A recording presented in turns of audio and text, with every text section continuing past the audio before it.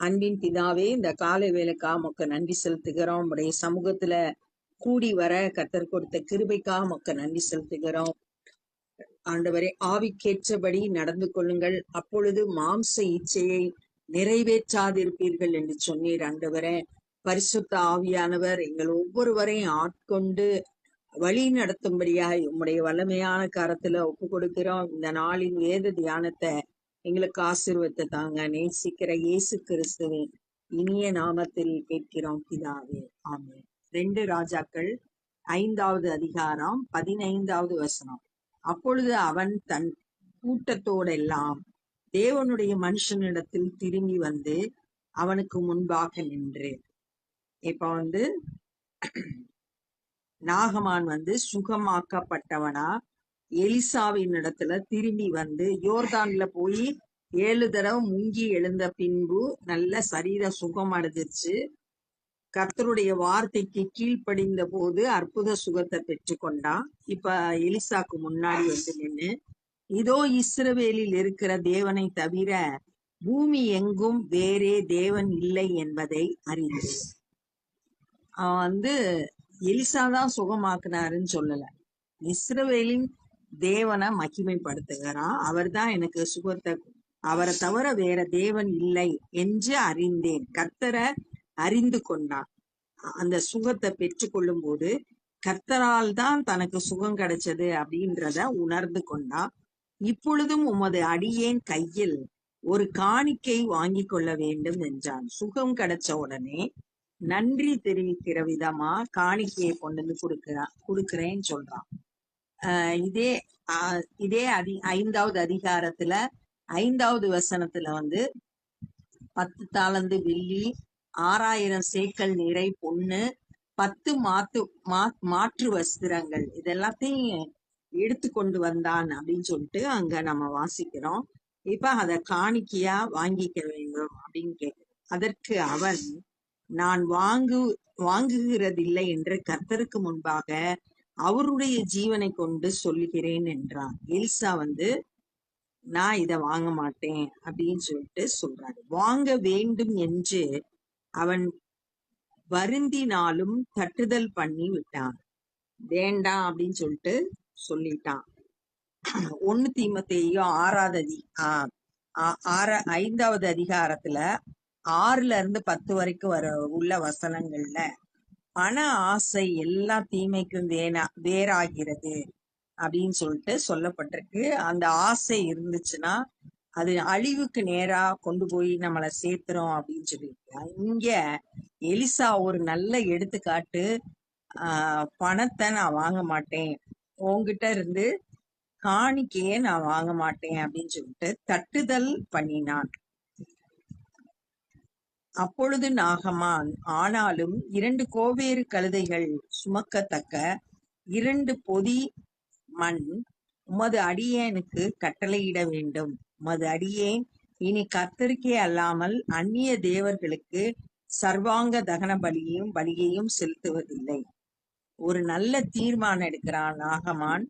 இனிமேல நான் கர்த்தருக்கு தான் ஆராதனை செய்வேன், கர்த்தரை தான் பலி செலுத்துவேன், அந்நிய தெய்வங்களுக்கு பலி செலுத்த மாட்டேன். அதுக்காக 2 பொதி மண் உமது அடியானுக்கு கட்டளையிடும் அப்படின்னு கேட்கிறார்.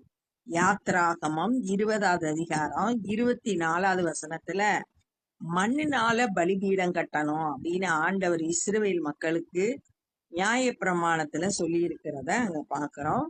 அப்ப இவன் மண்ணை எடுத்துட்டு போய் பலிபீடம் கட்டி அதுல கர்த்தருக்கு சர்வாங்க தகன பலி செலுத்துறதுக்காக கேக்குறான், கட்டளையிட வேண்டும் அப்படின்னு சொல்லிட்டு கேக்குறான். ஒரு காரியத்தையே கர்த்தர் உமது அடியேனுக்கு மன்னிப்பாராக. என் ஆண்டவன்னா நாகமானுடைய ராஜாவாகிய சீரியாவின் ராஜா பணிந்து கொள்ள ரிம்மோன் கோயிலுக்குள் பிரவேசிக்கும் போது நான் அவருக்கு கைலாகு கொடுத்து ரிம்மோன் கோயிலிலே பணிய வேண்டியதாகும். நீங்கள் அழைக்கும் நபர் உங்கள் காலை ஹோல்டில் வைத்துள்ளார். தயவு செய்து லைனில் காத்திருக்கவும். आप जिस व्यक्ति से बात कर रहे हैं उन्होंने आपके कॉल को होल्ड पर रखा है. कृपया लाइन पर बने रहिए. The person you are speaking with has put your call on hold. Please stay on the line. நீங்கள் அழைக்கும் நபர் உங்கள் காலை ஹோல்டில் வைத்துள்ளார். தயவு செய்து லைனில் காத்திருக்கவும். आप जिस व्यक्ति से बात कर रहे हैं उन्होंने आपके कॉल को होल्ड पर रखा है. कृपया लाइन पर बने रहिए. The person you are speaking with has put your call on hold. Please stay on the line. நீங்கள் அழைக்கும் நபர் உங்கள் காலை ஹோல்டில் வைத்துள்ளார். தயவு செய்து லைனில் காத்திருக்கவும். आप जिस व्यक्ति से बात कर रहे हैं उन्होंने आपके कॉल को होल्ड पर रखा है. कृपया लाइन पर बने रहिए. The person you are speaking with has put your call on hold. Please stay on the line. நீங்கள் அழைக்கும் நபர் உங்கள் காலை ஹோல்டில் வைத்துள்ளார். தயவு செய்து லைனில் காத்திருக்கவும். आप जिस व्यक्ति से बात कर रहे हैं उन्होंने आपके அந்த சர்வாங்க தகன பலி செலுத்துறதுக்காக அந்த மண்ணை எடுத்துட்டு போறேன் அப்படின்னு சொல்லிட்டு சொல்றாங்க. மண்ணை எடுத்துட்டு ரிம்மோன் கோயிலுக்கு போகும்போது மட்டும் அங்க கோயில ராஜா போய் பணிந்து கொள்ளும் போது நான் கூட போனோம்.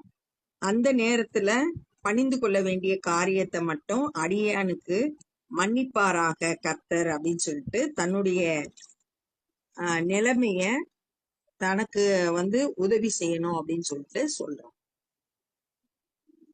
கர்த்தர் அதை மட்டும் மன்னிக்கணும் அப்படின்னு சொல்லிட்டு கேட்கிறான். அதற்கு அவன் சமாதானத்துடைய போ என்றான். எலிசா அவன் கேட்டதுக்கு சரி அப்படின்னு சொல்லிட்டு சொல்றான். அவன் புறப்பட்டு கொஞ்ச தூரம் போன போது தேவனுடைய மனுஷனாகிய எலிசாவின் வேலைக்காரன் கேயாசி என்பவன் அந்த சீரியனாகிய நாகமான் கொண்டு வந்ததை என் ஆண்டவன் அவன் கையிலே வாங்காமல் அவனை விட்டு விட்டார். நான் அவன் பிறகே ஓடி அவன் கையிலே ஏதாகிலும் வாங்குவேன் என்று கர்த்தருடைய ஜீவன் மேல் ஆணையிட்டு. இந்த எலிசாவோட வேலைக்காரன் கேயாசி, எலியாவோட வேலைக்காரன் எலிசாவா இருந்தாரு.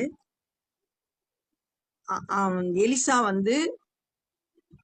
எலியாவிடத்துல இருந்து ரெட்டிப்பான வரத்தை பெற்று கொண்டார். அதே மாதிரி கேயாசி என்ன செஞ்சிருக்கணும்னா எலிசாவோடு கூடயே இருந்து அந்த எலிசாவோட ஊழியத்தின தொடர்ச்சியா இவன் செஞ்சிருக்கணும்.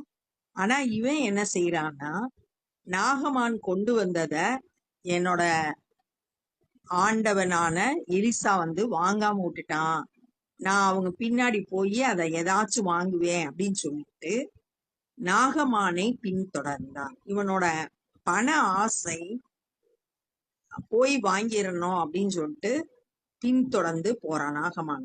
அவன் தன் பின்னே ஓடி வருகிறதை நாகமான் கண்டபோது அவனுக்கு எதிர்கொண்டு போக ரதத்தில் இருந்து குதித்து சுக செய்தியா என்று கேட்டார். ரதத்துல இருந்து இறங்கி என்ன செய்தி, திடீர்னு ஓடி வர்றத பார்த்தோன்னே என்ன விஷயம் அப்படின்னு கேட்கிறான். அதற்கு அவன் சுக செய்திதான், தீர்க்கதரிசிகளின் புத்திரரில் 2 வாலிபர் இப்பொழுதுதான் எப்பிராயிம் மலை தேசத்திலிருந்து என்னிடத்தில் வந்தார்கள். அவர்களுக்கு 1 தாலந்து வெள்ளியையும் 2 மாற்று வஸ்திரங்களையும் தர வேண்டும் என்று கேட்க என் எஜமான் என்னை அனுப்பினார் என்றான். தன் பொய் பயங்கரமா சொல்றான். எஜமான் தான் அனுப்புனா அப்படின்னு சொல்லிட்டு பொய் சொல்லி அவங்கிட்ட வெள்ளியும் 2 மாற்று வஸ்திரமும் வாங்குறான். தீர்க்கதரிசிகளோட புத்திரர் வந்தாங்கன்னு சொன்னதும் பொய், எஜமான் தான் என்னை அனுப்புனாரு அப்படின்னு சொன்னதும் பொய் சொல்லி கேட்கிறான். அதற்கு நாகமான், தயவு செய்து 2 தாலந்து வாங்கிக்கொள். அவன் கேட்டது 1 தாலந்து. ஆனா நாகமான் யாருனாலையும் சுகமாக்க முடியாத குஷ்டரோகத்தை சுகமாக்குனதுனால இப்ப 2 தாலந்து வாங்கிக்கோ அப்படின்னு சொல்றான். அவன் வருந்தி 2 தாலந்து வெள்ளியை 2 பைகளில் 2 மாற்று வஸ்திரங்களோடு கட்டி அவனுக்கு முன்பாக சுமந்து போக தன் வேலைக்காரனான 2 பேர் மேல் வைத்தான். 2 தாலந்து வெள்ளி 2 மாற்று வஸ்திரம், இதெல்லாத்தையும் சுமந்து போறதுக்கு 2 வேலைக்காரங்களை கொடுத்து அனுப்பி வைக்கிறான். அவன் மேட்டண்டைக்கு வந்தபோது அவன் அதை அவர்கள் கையிலிருந்து வாங்கி வீட்டிலே வைத்து அந்த மனுஷரை அனுப்பிவிட்டான். அவர்கள் போய்விட்டார்கள். தூக்கிட்டு வந்த அந்த ஆட்களை நேரா தன்னோட வீட்டுக்கு கூட்டிட்டு போய் தன்னோட வீட்டுல அதெல்லாம் ஒளிச்சு வச்சுட்டு இவன் அவங்கள அனுப்பி விட்டுறான். பின்பு அவன் உள்ளே போய் தன் எஜமானுக்கு முன்பாக நின்றான். வீட்டிலே போய் அந்த எலிசா இருக்கிற வீட்டுக்கு போய் அங்க வீட்டுக்குள்ள இப்ப உள்ள போறான். எஜமானுக்கு முன்னாக ஒண்ணும் தெரியாத மாதிரி போய் நிற்கிறான். கேயாசியே, எங்கே இருந்து வந்தாய் என்று எலிசா அவனை கேட்டதற்கு அவன், உமது அடியான் எங்கும் போகவில்லை. இப்ப அடுத்த பொய் சொல்றான். எங்க போனன்னு கேட்டதுக்கு எங்கேயும் போல. ஆனா எலிசா தீர்க்கதரிசி, இவன் செய்யறதெல்லாம் அவன் கண்டுபிடிச்சிருவான். ஆனா அதெல்லாம் அறியாம நான் எங்கேயும் போகல அப்படின்னு பொய் சொல்றான். அப்பொழுது அவன் இவனை பார்த்து, அந்த மனுஷன் உனக்கு எதிர்கொண்டு வர தன் ரதத்திலிருந்து இறங்கி திரும்புகிற போது என் மனம் உன்னுடனே கூட செல்லவில்லையா? அந்த நாகமான போய் பாக்குறதுக்கு போகும்போது அவன் ரதத்துல இருந்து இறங்கி உன்கிட்ட பேசும்போது என் மனம் உன் கூட இல்லையா? பணத்தை வாங்குகிறதற்கும் வஸ்திரங்களை, ஒலிவ தோப்புகளையும், திராட்சை தோட்டங்களையும், ஆடு மாடுகளையும், வேலைக்காரரையும் வேலைக்காரிகளையும் வாங்குகிறதற்கு இது காலமா? இப்பதான் நீ இதெல்லாம் வாங்கணுமா? பணத்தை வாங்குறது, வஸ்திரம், இதெல்லாம் வாங்குறதுக்கு இது காலமா அப்படின்னு சொல்லிட்டு எலிசா சொல்றான். ஆகையால் நாகமானின் குஷ்டரோகம் உன்னையும் உன் சந்ததியாரையும் என்றென்றைக்கும் பிடித்திருக்கும். இவன் பண ஆசையினால போய் நாகமான்ட்ட அதெல்லாம் வாங்கிட்டு வந்ததுனால இப்ப அவனுக்கு குஷ்டரோகம் பிடிக்கும் அப்படின்னு எலிசா சொல்றான். உடனே அவன் உறைந்த மலை நிறமான குஷ்டரோகியாகி அவன் சமூகத்தை விட்டு புறப்பட்டு போனான். உடனே குஷ்டரோகம் வந்துச்சு. எலிசாவோட சமூகத்தை விட்டு போயிட்டான். பெரிய ஸ்லாக்கியத்தை எலிசாக்கு அப்புறம் செய்ய வேண்டிய தீர்க்க தரிசன ஊழியத்தை அவன் இழந்து பண ஆசையினால இப்ப எலிசா கூட இருக்க முடியாத சூழ்நிலைக்கு தள்ளப்பட்டு அந்த இடத்தை விட்டே போயிட்டான். அப்ப இந்த நாள்ல என்ன கற்றுக்கொண்டோம் அப்படின்னா, நாகமான் எலிசா கிட்ட கர்த்தர் தான் தெய்வம்ன்றத நான் அறிந்து கொண்டேன் அப்படின்னு சொல்றான். காணிக்கை கொடுக்கறான். ஆனா எலிசா அதை வேண்டான்னு சொல்லிட்டான். அப்ப நாகமான் சொல்றான், 2 பொதி மண்ணு எனக்கு வேணும், அத நான் பலிபீடம் கட்டி கர்த்தருக்கு பலி செலுத்த போறேன் அப்படின்னு கேட்டான். ஆனா ஒரு காரியத்துக்கு எனக்கு மன்னிக்கணும், என்னுடைய ராஜா ரிம்மோன் அப்படின்ற கோயிலுக்கு போகும்போது நான் கூட போனோம், அதை பணிந்து கொள்ளும் போது அதுக்கு செய்ய வேண்டிய காரியத்தை எல்லாம் செய்யணும், அதை மட்டும் கர்த்தர் எனக்கு மன்னிக்கணும் அப்படின்னு சொன்னோடனே எலிசா சரி, நீ சமாதானத்தை போ அப்படின்னு அனுப்பி வைக்கிறான். ஆனா கேயாசியா எலிசாவின் ஊழியக்காரன். அவன் பண ஆசையோடு நாகமானுக்கு பின்னாடி போய் அவன் என்ன நினைச்சான்னா, எஜமான் எலிசா காணிக்கை வாங்காம விட்டுட்டான், அதை நான் எப்படினாலும் போய் வாங்கணும்னு சொல்லிட்டு பின்தொடர்றான். இத பார்த்து நாகமான் இறங்கி என்ன வேணும்னு கேக்குறான். அப்ப இவன் சொல்றான், திடீர்னு தீர்க்கதரிசிகளின் புத்திரர்ல 2 பேர் வந்துட்டாங்க, அவங்களுக்கு மாற்று வஸ்திரமும் 1 தாலந்து வெள்ளியும் தரணும் அவங்களுக்கு கொடுக்கறதுக்கு அப்படின்னு கேக்குறான். நாகமான் 1 தாலந்து இல்ல 2 தாலந்த வாங்கிக்கோ அப்படின்னு சொல்லிட்டு 2 தாலந்து வெள்ளி, 2 மாற்று வஸ்திரம், அதை சுமந்து போறதுக்கு 2 வேலைக்காரர்களை அனுப்பி வைக்கிறான். அவங்க எலிசா இருக்கிற வீடு வரைக்கும் அந்த அதெல்லாம் வாங்கி கொண்டு போய் அவன் வச்சுட்டு அவங்கள அனுப்பி விட்டுறான். இதெல்லாம் முடிச்சிட்டு எலிசா கிட்ட வரும்போது எங்க இருந்து வர்ற அப்படின்னு சொல்லிட்டு கேயாசிட்ட கேக்குறான் எலிசா. உடனே இவன் சொல்றான், நான் எங்கேயும் போகல அப்படின்னு பொய் சொல்றான். உடனே அப்ப நீ நாகமான போய் சந்திக்கும் போது என் மனம் உன் கூட வரலையா?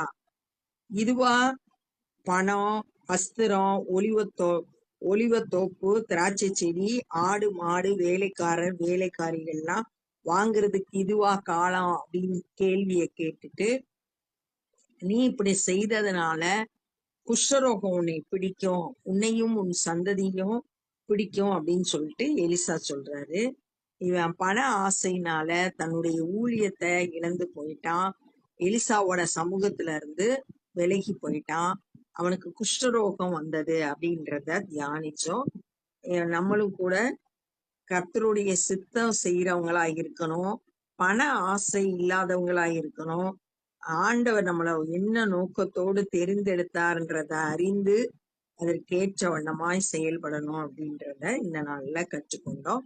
இப்ப நம்ம ஜெபம் பண்ண போறோம். அன்பின் பிதாவே, இந்த நாள்ல கேஆசி ஆண்டவரே பண ஆசையினால ஆண்டவரே தன்னுடைய ஊழியத்தை இழந்ததை தியானித்தோம். ஆனா எலிசா ஆண்டவரே பண ஆசை இல்லாம எனக்கு வேண்டான் தட்டுதல் செய்ததையும் தியானித்தோம். ஆண்டவரே, நாங்களும் கூட எங்களுடைய அழைப்பை அறிந்தவர்களாய் ஆண்டவரே உம்முடைய சித்தத்தை செய்கிறவர்களாய் காணப்பட பண ஆசை இல்லாதிருக்க கர்த்தர் கிருபை செய்யுங்கப்பா. ஆண்டவரே உம்முடைய கருத்துல எங்களை ஒப்பு கொடுக்கிறோம். இந்த நாள்ல சுவிசேஷ பணி செய்கிற ஒவ்வொருவரையும் உடைய கருத்துல கொடுக்கிறோம். வல்லமையா எடுத்து பயன்படுத்துங்க. அநேகர் உம்மை அறிந்து ரட்சிக்கப்பட கிருபை தாரும். நாங்களும் எங்களால் என்ற ஊழியங்களை செய்ய எங்களை ஒப்பு கொடுக்கிறோம். நேசிக்கிற இயேசு கிறிஸ்துவின் இனிய நாமத்தில் கேட்கிறோம் பிதாவே, ஆமென். என் ஆத்துமாவே கர்த்தரை ஸ்தோத்திரி, என் முழு உலகமே பரிசுத்த நாமத்தை ஸ்தோத்திரி. என் ஆத்துமாவே கர்த்தரை ஸ்தோத்திரி, கர்த்தர் செய்த சகல உபகாரங்களை மறவாதே. ஆமென். God bless you.